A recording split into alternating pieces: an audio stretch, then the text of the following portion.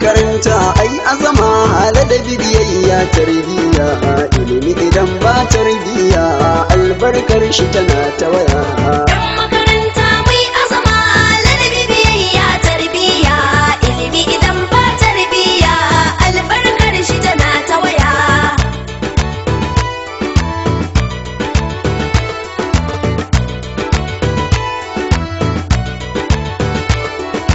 Sai mun sa sunan Allah muke ganin dace walla al'amuran mu gurin Allah muka mika su sarai jimla ka ba mu ilimi ya Allah mai albarka da biyayya ƙara salati da aminci kuma kurar masu karamci salati shi ke limanci wulakantacce yayi yanci to yaya kuma mai yanci idan ya kama ba sanya aitin gaba in mun juyo salatin alaye su biyo sahabbai mun saba boyo da tabi'ai duka mun sanyo da waliyai goyo goyo ya gangaro har zawiya Allah saka wa iyayenmu da malamai magabatanmu masu rika mana hannunmu su samu hanyar tsirarmu domin gyaran gobenmu mu bauta Allah da sanayya.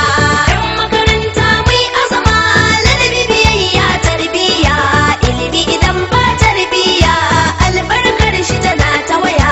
Bugu da Allah dai sanya muna zuwa islamiyya a can ake mana tarbiyya da an karatu za mu iya. Da gaske yara kukan iya dama na zo da tambaya. Ka tambaya ba jayayya da mun sani ko za ka jiya. Arkanul Islam nawa ne?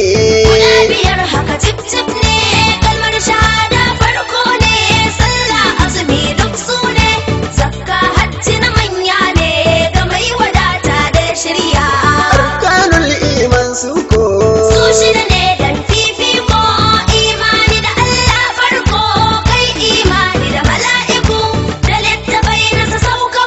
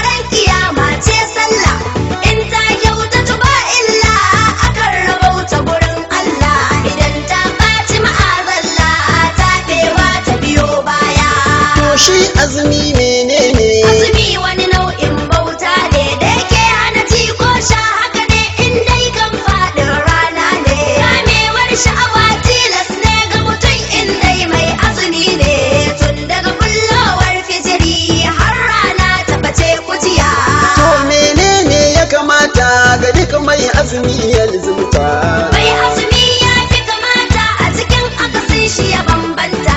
Farko ya fara keɓanta da ɗabi'un ɗaha uban binta. Ya tsame hannu daga cuta kuma ya yi haƙuri da dukan cuta. Ko da wani ya yi maka cuta in nisa mu za ka biya. Ɗan makaranta mai azama ladabi biyayya tarbiyya.